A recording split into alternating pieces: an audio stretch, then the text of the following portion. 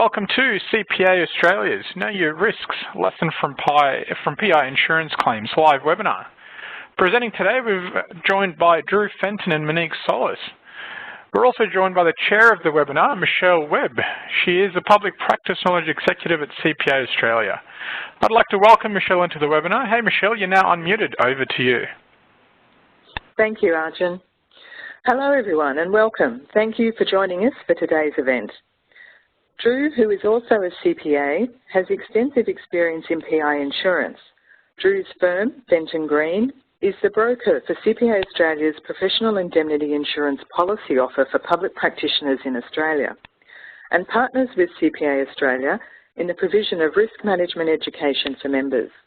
Supporting Drew today is Monique Solis, who is Fenton Green's Schemes Manager. So I'll hand over to Drew to get us started. Thank you very much, Michelle. And on behalf of Monique and myself, I'd like to thank everyone for participating today.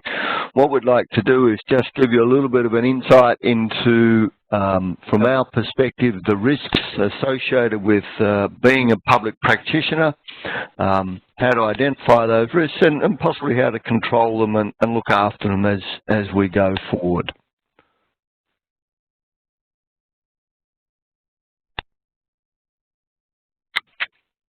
Right. In the session today, we're going to be using real accounting insurance claims scenarios. And as I say, this will cover both your personal and practice risk profiles. Included are the types of, this includes the types of services offered, your client base, your partners and staff, your professional obligations, your documentation, and having appropriate cover, because all these make up your risk profile. And then we'll teach you, or sorry, not teach you, but give you insight how to protect your assets and how you can prevent or prepare for a professional insurance claim. Maybe to take a step back, accountants and very proudly CPAs hold themselves up to be professionals. You have your CPA designation, you've worked hard for that. And on the other side of that, you perform services and work for your clients. When you perform that work for a fee, there is what we describe as a contingent liability. There is a liability you assume for that work to ensure that that work is appropriate, up to standard. And if for whatever reason your client or other people who rely on that advice deem or think it not to be, they have a right under our common law system to bring an action against you. And this is really what we're talking about today. We're talking about you holding yourself out to be a professional and effectively incurring on the other side of that a risk profile for that work if somebody, a third party, deems it not appropriate. Now, we'll just talk about insurance for a moment. As we all know, CPAs make it mandatory to hold professional indemnity insurance. Now, there are two components to that. One of them is CPA itself in the bylaws, and the other part of that is under the limitation of liability scheme. And within this slide here, it provides minimum requirements. But the question is always, is the minimum what I should have? Or should I consider more thoroughly my risk profile and maybe purchase some more insurance? And the best example of that, I suggest to you, if you have very high valued or net worth individuals who may be going through a difficult financial period, I suggest the risk profile of the practice will go up. Not everything is covered by the limitation of liability scheme. So is for example, the minimum requirements of $2 million appropriate? Or should I take out more because I'm dealing with a $200 million company who's in financial difficulty, and if it goes wrong, they may seek contribution on the other side of some litigation. As noted there, members should consider their circumstances and also conduct regular risk management assessments. So just don't automatically renew your insurance year on year. Just have a think about your practice, how it's changed. The risk profile has changed. Does your effectively liability increase or decrease, as the case might be?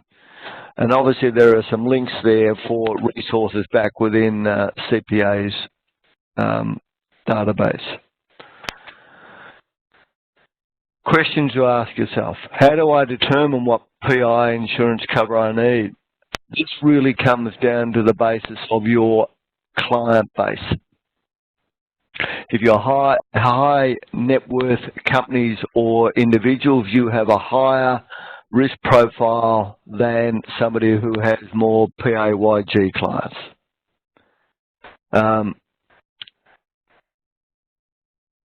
Can I afford not to be covered appropriately? At the end of the day, most of CPAs have their structure under a company, and that would certainly be our advice. You certainly should seek appropriate advice in relation to the structure of your practice. But at the end of the day, the insurance company does not get sued. It is the practice that gets sued. So if insurance is inadequate, the plaintiff can continue to go beyond the sum insured of the insurance policy and pursue company assets, if you're trading as a sole trader, personal assets. So can you afford not to be covered appropriately? The answer is no, you can't. You must look at the way your practice is structured, the sums insured, the types of clients you have. What would happen if my PI insurance does not cover me in the event of a claim? We transfer our risk, and I'll speak about this in a moment, to an insurance policy. You must ensure that the policy is appropriate and comprehensive for your practice. If there is no insurance policy, you have no insurance. Effectively, that liability comes back to the practice, how the practice is set up, whether it is either as an individual, a partnership, or a company. And the assets of that entity will be at risk. And today I'd also like to talk about the types of claims that are emerging and are you covered for them. History will show you when there is change, your risk profile goes up. The circles of change are becoming smaller and smaller. And especially in this COVID environment, this is without question your risk profile has gone up, and you need to be aware of that and adjust accordingly. Now this is an old insurance slide, and it says managing your risk profile has two stages. The first one is you must understand what your risk is. You're an accounting practice, so really you're not providing a product as such, you're providing a service. You must quantify what the risk is on the other side of that service. If you're, as I recall, a practice giving some, I think it was GST advice for a mining company, a very large mining company, quantify your risk. That is a very large risk, and unfortunately it didn't go well for them. So quantifying your risk is trying to understand, if something went wrong, how much would it cost me? Is it going to be, I didn't do the right thing on somebody's PAYG tax return, liability $5,000, or did I get that GST component wrong on a large mining company and it's $10 million? Then you have a look at how you treat that risk. Can I afford to accept that risk, or do I need to do something about it? Right, what can I do about the risk? I'm in practice. I understand that I have to accept some risk. What can I do? The first one is that you can try and contract out of risk. Large companies do that all the time. In an accountant space and a CPA space, that is more difficult. But you certainly should be qualifying your advice, and we'll speak about this a bit later on. But in the simplest way would be just to contract out of it. But unfortunately, in your situation, you can use your provisions in your engagement letters and advice letters, but you can't contract out of all of it. You can avoid the risk, and we will speak about this. This is about not accepting the work, about transferring the work over to another practice who has the skill set. So therefore not picking up the risk at all, still looking after your client. And the last one is, if you've been through all those scenarios and you still wish to accept the risk, and in this case we have to for the practice, you transfer that risk via insurance. And in this case, about the talk today is about your professional indemnity insurance policy. The first about polling questions. Which statement best... Yeah, Michelle? Yes, sorry, Drew. I was just going to ask Arjun to open up the poll. So the polling question, which is anonymous, which statement best represents your business risk management approach? And you've got three choices. A, I sometimes remember to make file notes after speaking with a client. B, I always make notes after a client meeting or after speaking with a client over the phone. Or C, I don't think making file notes is necessary. So you've got roughly 30 seconds left to respond to that. So when you've made your response, just remember to click Submit down the bottom right-hand corner of the box there. So A, B, or C. Thanks, Michelle. 10 more seconds remaining, and we still have quite a few people left to respond. If everyone can please make sure you put your responses in as soon as you can and click Submit.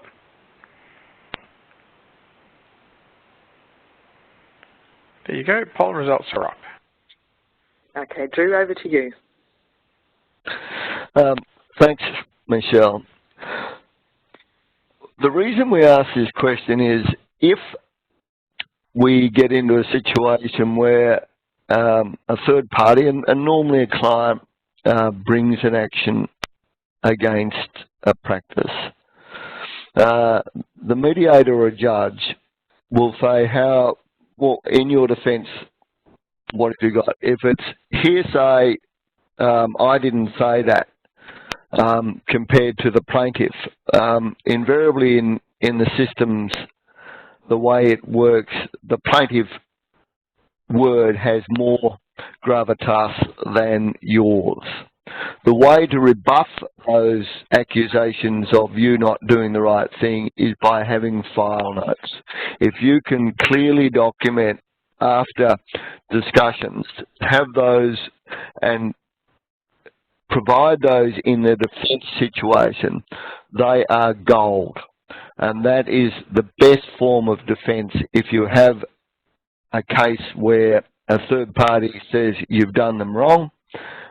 Your file notes will ultimately save the day. So our strongest recommendations, and certainly that of CPAs, is that you take file notes even after telephone calls, after meetings.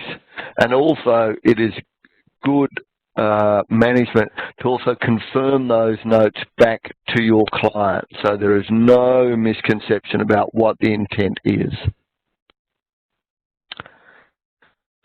Right.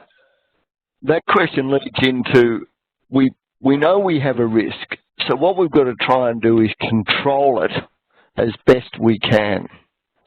So we're talking here about mitigating your risk, reducing your risk, trying to dumb it down to the smallest possible target that we can.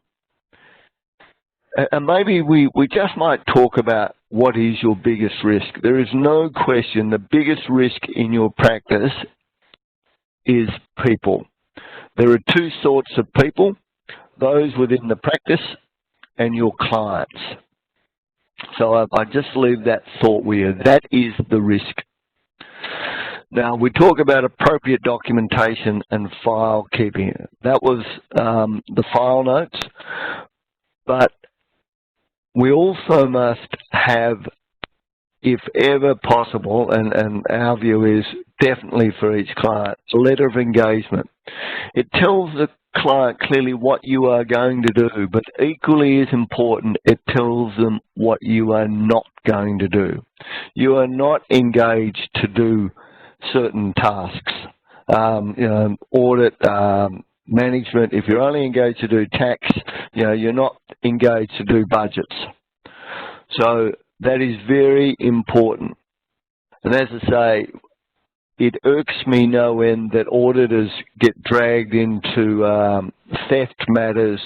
Again, if you provide budgets, if you provide any written documentation, please qualify that. It is for your client's eyes only. It is not to be used for third parties.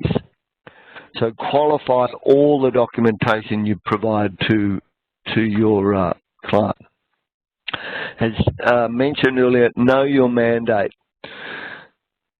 We always want to do the right thing by our client. We don't want to lose a client. We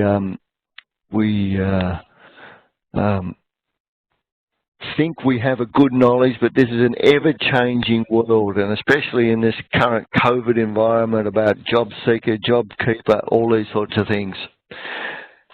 If you have a skill set within your practice, our strongest recommendation is don't go outside that skill set. Please refer on. And CPA has a very, very good and ethical referral model there. We have a number of claims, which I'll go through later on, where practices have taken on work outside their skill set, and it has been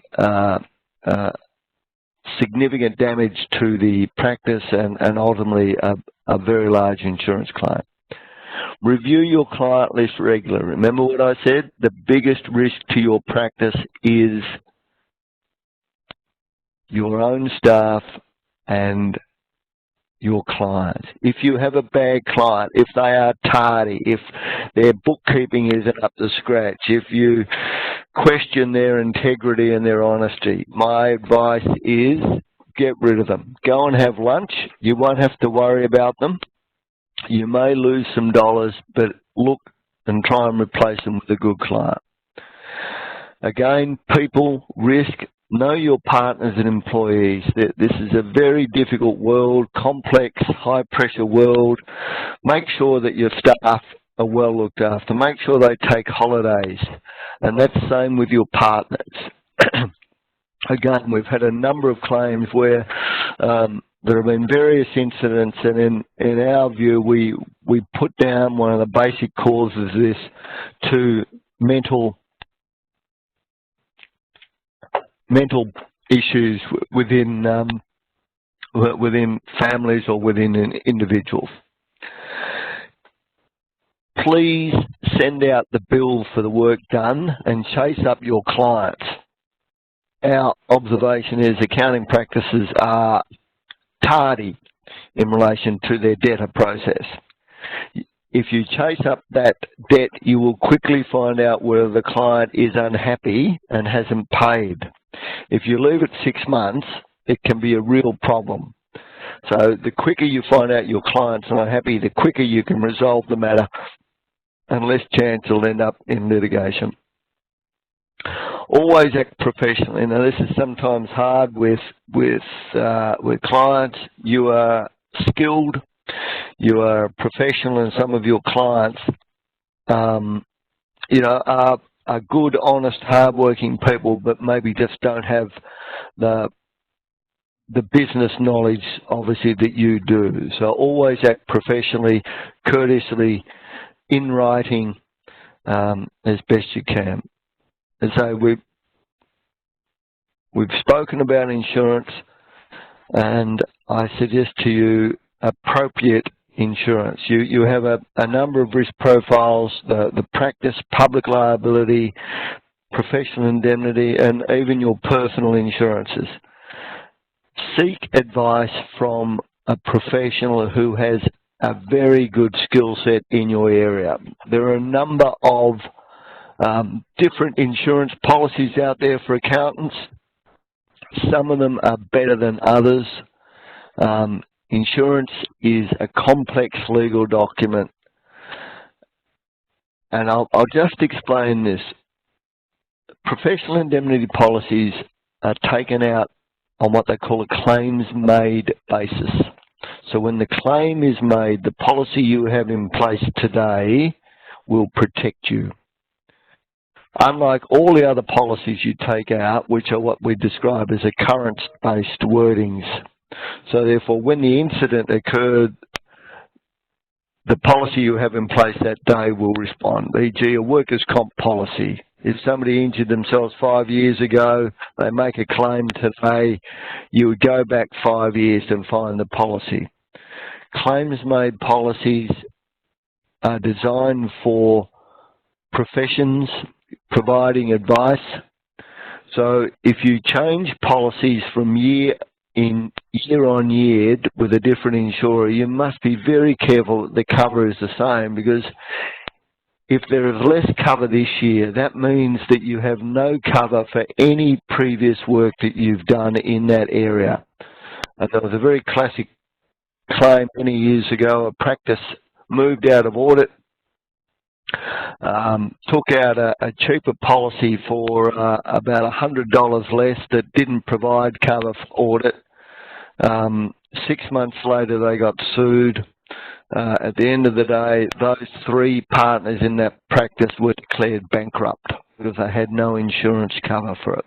It is imperative that you seek advice from an insurance broker who has a very good skill set in relation to the accounting profession. And we cannot speak highly enough of a member association. It is a complex world out there. CPA is obviously the largest accounting body in Australia, and I think the world. They have a raft of resources available to you to assist you in managing your risk. We cannot, I just don't know how any accountant who is not a member of an association can survive. So our strongest recommendation is always association membership, CPA.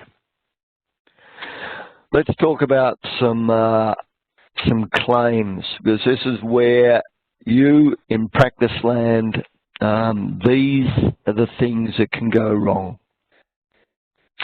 The capital gains tax matter I mentioned earlier on. That was the mining claim. So got it wrong to the tune of $750,000. So that was an insurance claim that a sole practitioner who probably paid, I don't know, a couple of $1,000, $2,000 or $3,000, and that's how much the insurance company paid out. So again, remember your skill set, looking after your client, because at the end of the day, this sole practitioner didn't look after their client. They tried to do it themselves and they got it wrong, so therefore the client was disadvantaged. Research and development. Look, this is effectively just about specific law. There have been a number of claims here. A 2-partner firm, R&D,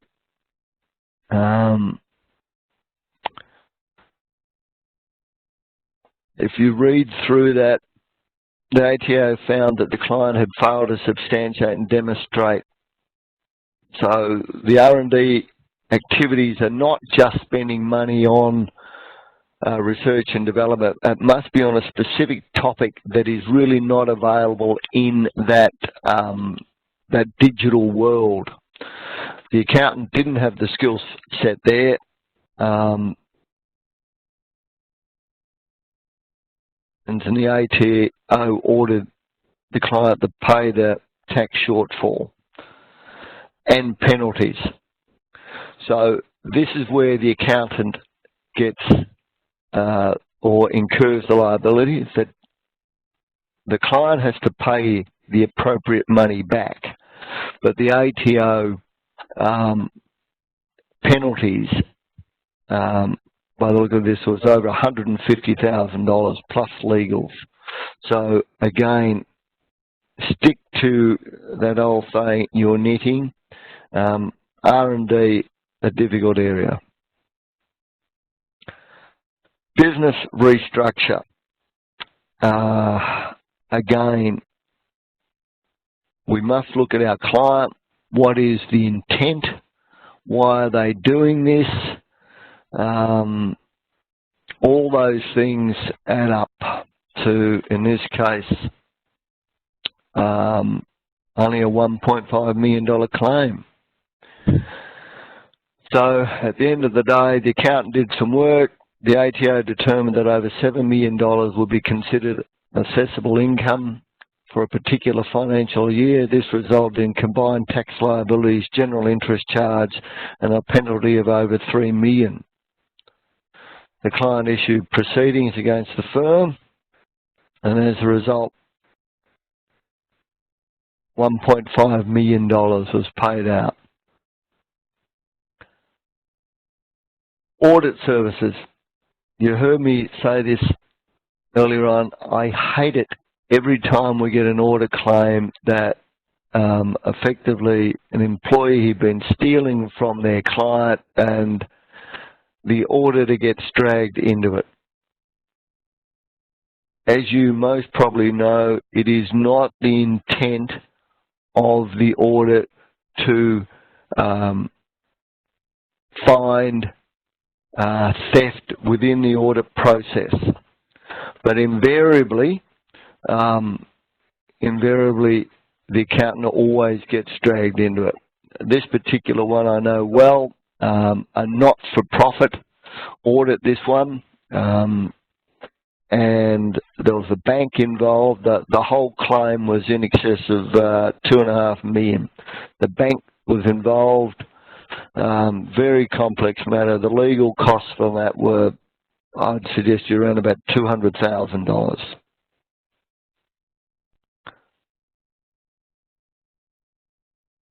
Again, another one, acting within your skill set. Again, trying to look after your client. The accountant was asked to be the CFO and accountant for a small publicly listed company. The risk profile. Your client was running an unlawful and fraudulent scheme. So therefore, were involved with, in this case, a crook.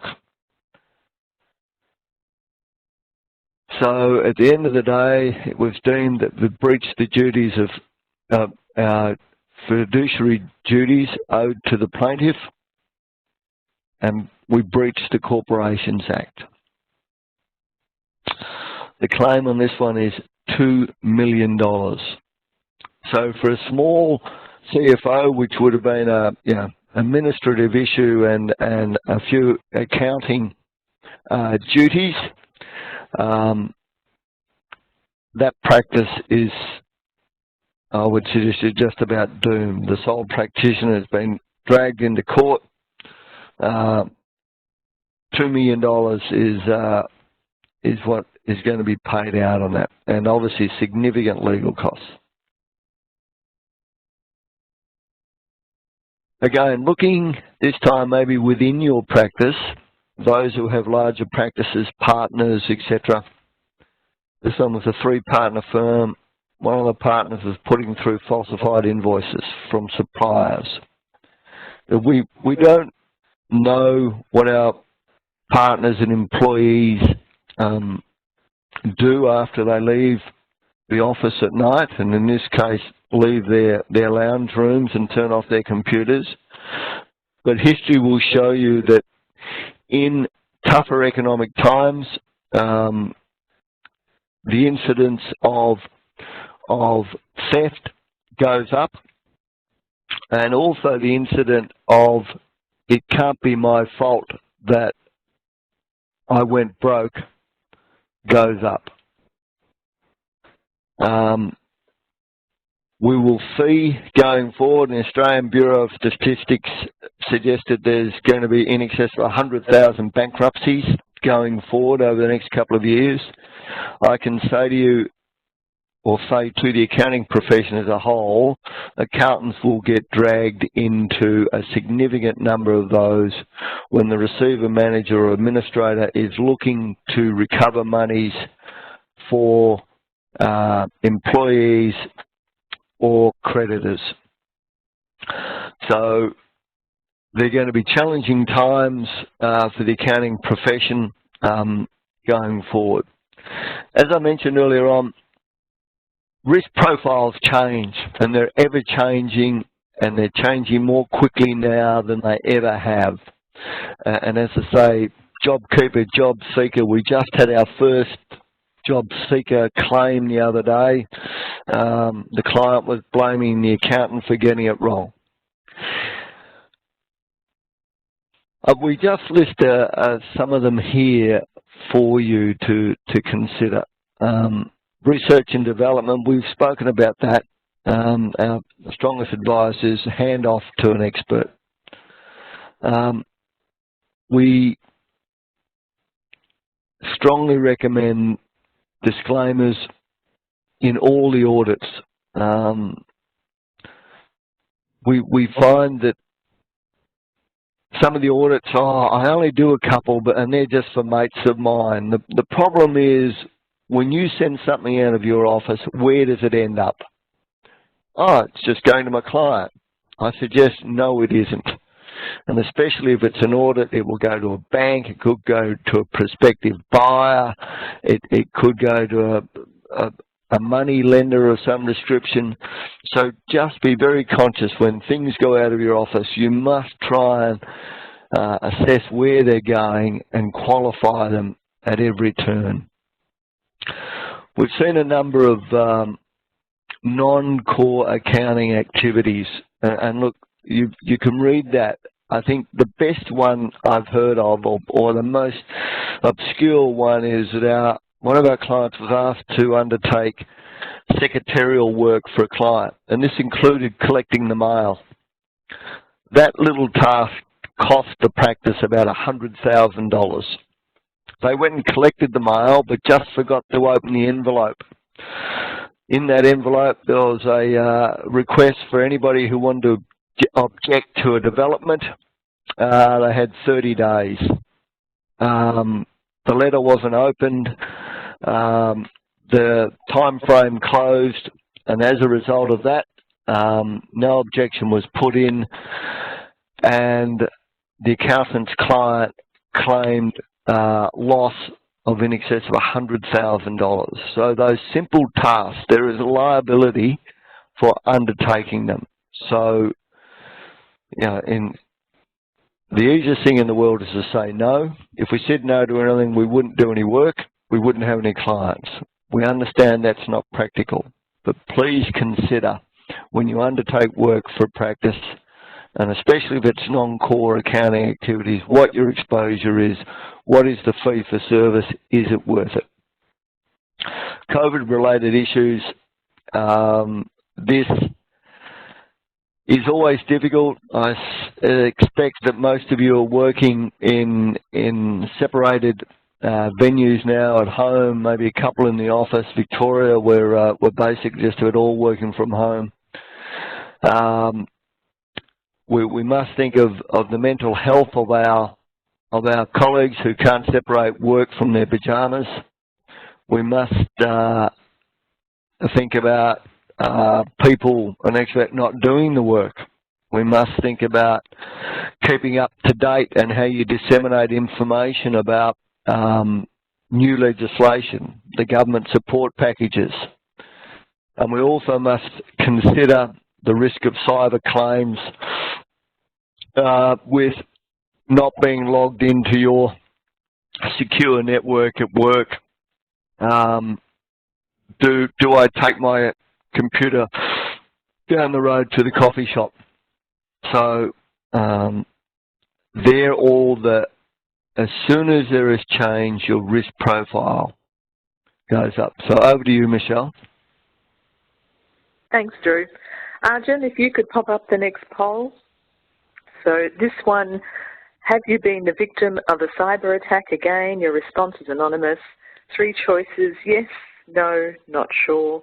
So if you can click A, B or C and then remember to hit the submit button down the bottom. So you've got roughly 45 seconds left to respond to this.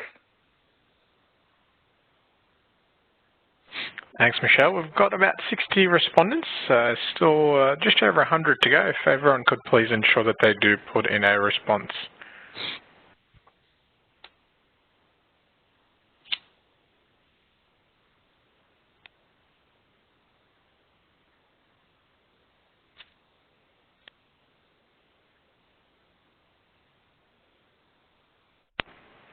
Ten more seconds to go and the last few responses to come through. Please do ensure you click the submit button after putting in your responses. Thanks, Michelle. Poll results are up. Thank you, Arjun. Okay, Drew, over to you. Well, they are pleasing results, and I'd like to think they're as a result of good risk management. Well, we're going to talk about cyber next, but let's talk about your risk profile. Accountants, in my view, are high risk profile. The local lolly shop is a low risk profile. Why is an accountant at the top of the tree in relation to risk? Why? Because of the information held within the accounting practice.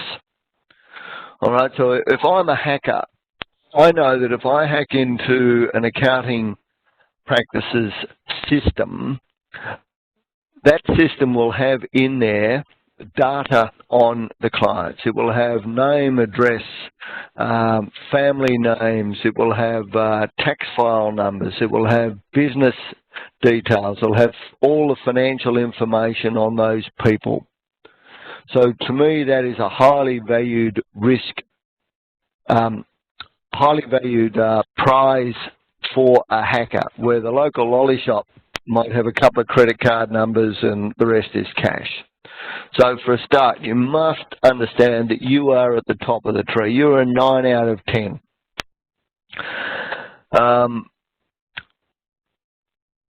We see that some have had some intervention, and we at Fenton Green within our offering have cyber cover. CPAs that we look after, I think the number is around about 65% now take out cyber cover, and we'll go into this a little bit later. But yeah, that's a good number, 48%. But as I say, that I'd like to think is also because you have good antivirus software and good practices within your practice about the digital world in which we live. Right, we are relying on technology. We cannot do without computers, although I'd like to throw mine out every day. So there are lots of bad people out there, and you're trying to protect your practice. So at the end of the day, there's a lot of work being done by the bad people to attack your system. So invariably one day it's going to happen. As noted, they're really going to come into your practice via the web to get your personal information. You must remember that that you are exposed now under the Privacy Act, that if there is a breach, you have obligations there.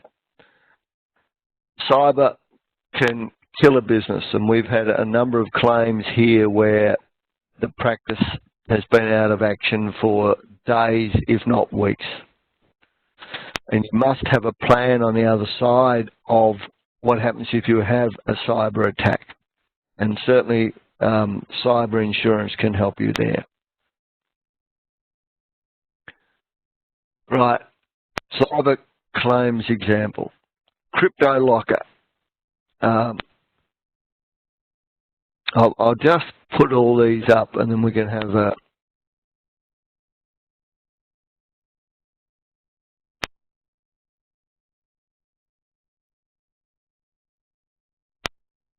look at this. 2-partner firm, 5 staff, external IT provider, attacked for the second time after paying the first ransom. You can see how that played out, and this was an insurance claim, this one. So the biggest cost there, as you can see, was the business interruption cost, $167,000. So don't just think that you might have to pay a ransom. Don't just think that you need some IT experience. These claims can become significant because of the time the practice is unable to work. Hacked email account. Again, another substantial firm.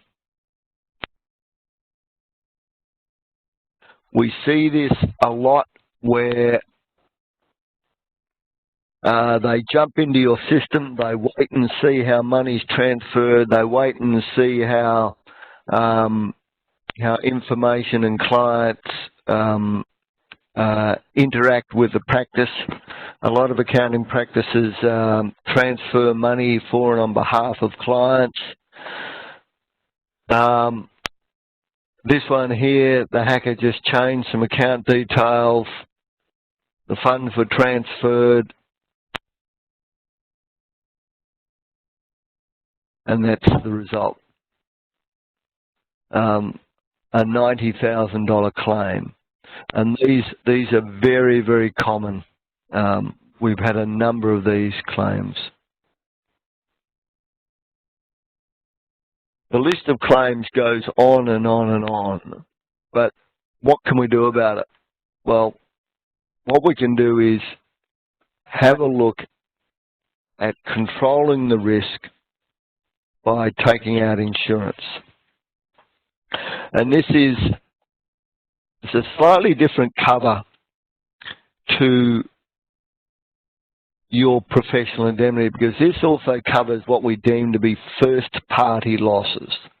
Okay, so this covers you as well as the liability that may come from this.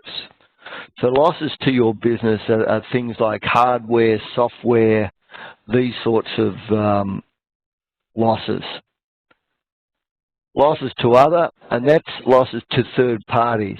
If your antivirus software wasn't up to scratch, you transferred a virus to a client and it caused them serious damage, there is a potential for a liability to come back to you and say you weren't acting professionally, you didn't have appropriate controls on your internet, and as a result, I've suffered a loss. I'm claiming those losses against you.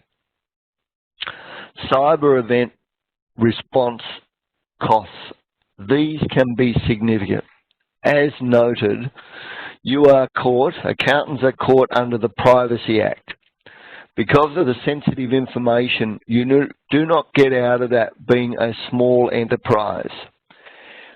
If you get hacked, you have an obligation to write to your clients or those that you deem information may have been accessed and tell them what's going on. So the response costs here in relation to the insurance are they provide you with a PR company.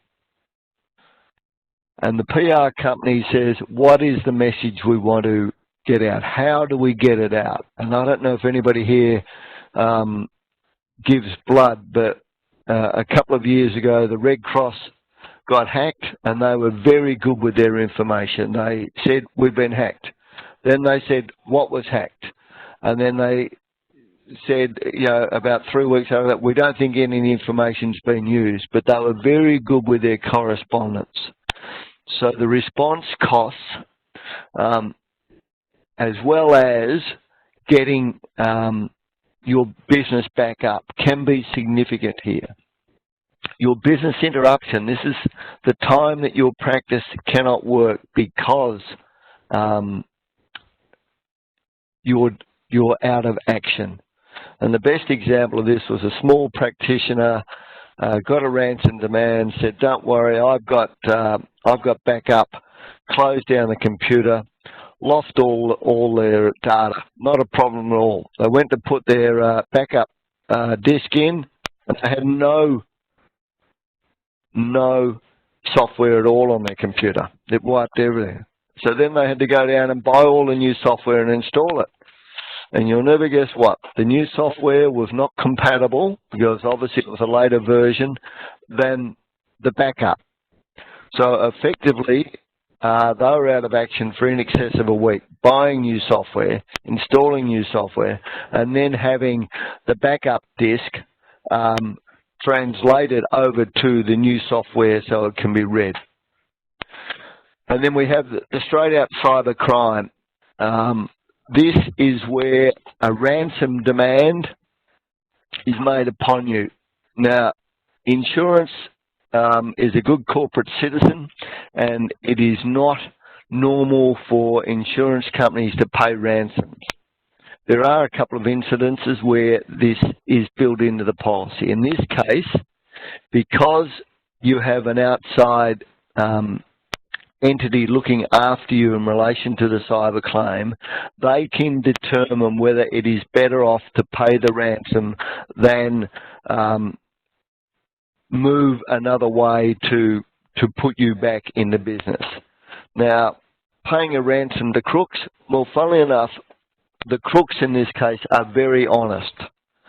If you pay the ransom, 99.9 times out of 100, everything will be put back in place. Because if their reputation gets sullied by not rectifying your system, then all of a sudden their ability to ask for ransom and getting it paid will be limited. I know that sounds really odd, but invariably, if you pay the ransom, your system will be unlocked.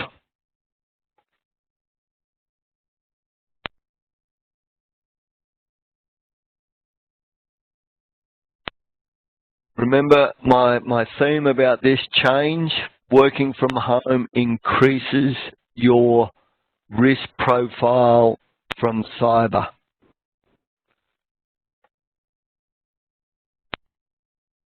You can see here we've listed a number of things. Review your business continuity plans. Ensure your systems include valid private networks if possible. And firewalls. We had a claim many years ago was, did you have antivirus software, firewalls? Of course I do. When the claim arrived, they found out they didn't, because they had an IT consultant come in, load some new software 3 months prior, took down the firewall and forgot to put it back up. Do you have firewalls? Try wherever possible to include multi-factor authentication for the remote access systems. Ensure your staff are still 50% responsible for letting a cyber event happen. They must be educated on what to do and what not to do. Ensure your data is backed up.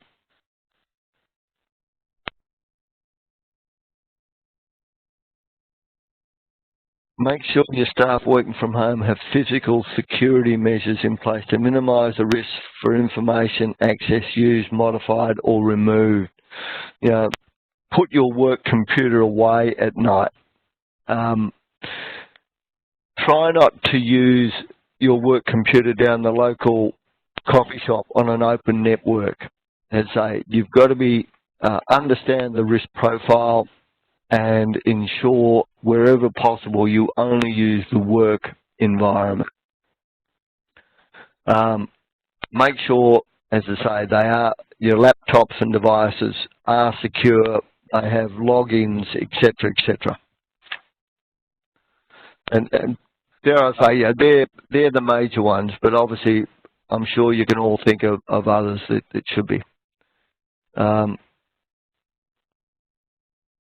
Now, the resources are available. As I say, CPA has a wonderful wealth of knowledge in relation to the accounting profession, and listed here, and as noted by Arjun, that these slides are available, so these links are available to everyone. These links will help you understand your risk profile and managing your risk profile going forward, and hopefully give you some good hints. So Drew, I'll just step in for a moment. Yes, by all means, Michelle.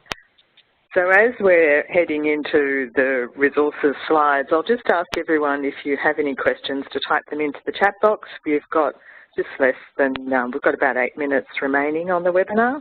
So if you can type any questions that you have in, and we'll do our best to address them before we conclude the webinar. So just also to mention, the second link on that slide there is the cyber liability insurance that Drew was talking about earlier. And these, the links to these resources were sent to you as an additional addendum, so you should have that as a PDF, which makes accessing the hyperlinks easier. So, sorry, Drew, back to you. Okay.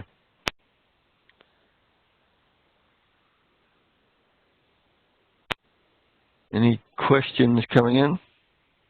Not yet, no. No.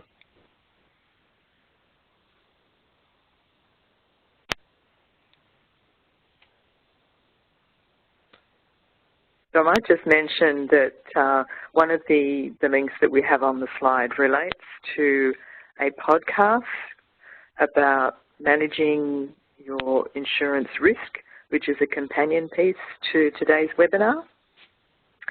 So the link for that is on this slide. So Drew, if you can move to the next slide, I might talk through some of the resources. Yep. So these are all of the remote working resources that CPA Australia makes available to members. There's some webinars there, there's some fact sheets, and some articles that are on the In the Black website. We've also got some links there to a new draft practice note that's been released by the Tax Practitioners Board on measures to bear in mind when you're using a client's tax file number.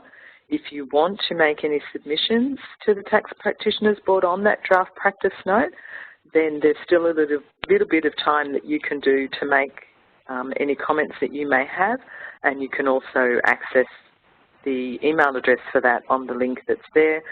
We've also got some links there for the COVID-19 resources that CPA Australia has, a portal for COVID-19 support, including accounting and business resources.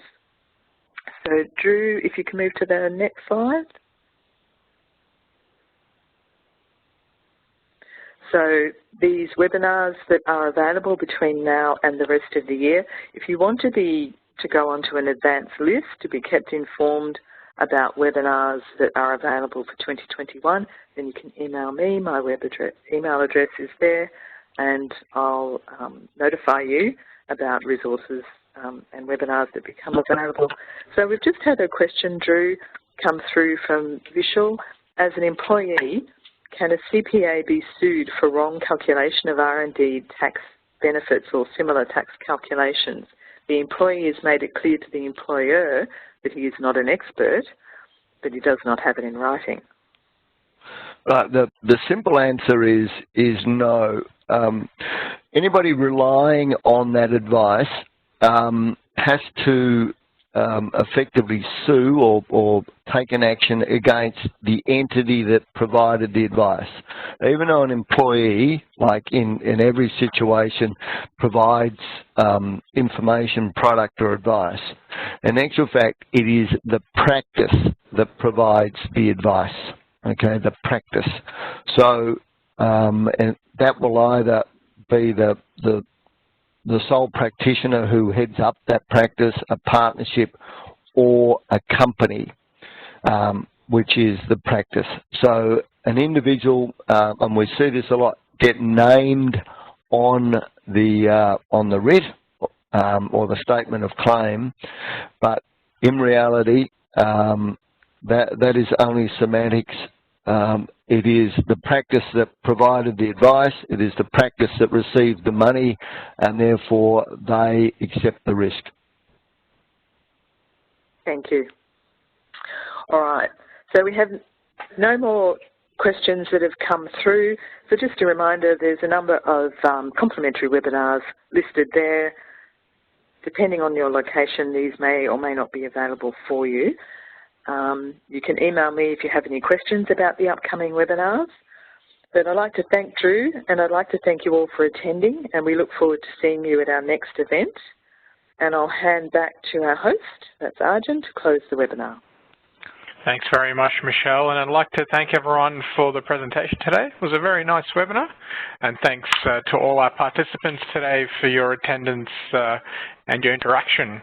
If you have any last-minute questions, please do pop it into the chat box now. However, if you are ready to leave us, that does conclude today's webinar. To exit the webinar, you can click on the cross on the top right of your screen or the cross on the toolbar. As you exit, you will be redirected to an external site message. Please do continue through that, through to a feedback form, which is on one of our safe websites. Feedback form only takes about 30 seconds to fill out, and it certainly is reviewed. It's very beneficial for the CPA Australia as well as all our speakers today, so please do take your time to fill that out. Otherwise, a recording of today's webinars will be available within 48 hours. Thanks again, everyone. That brings us to a close. Have a very good afternoon.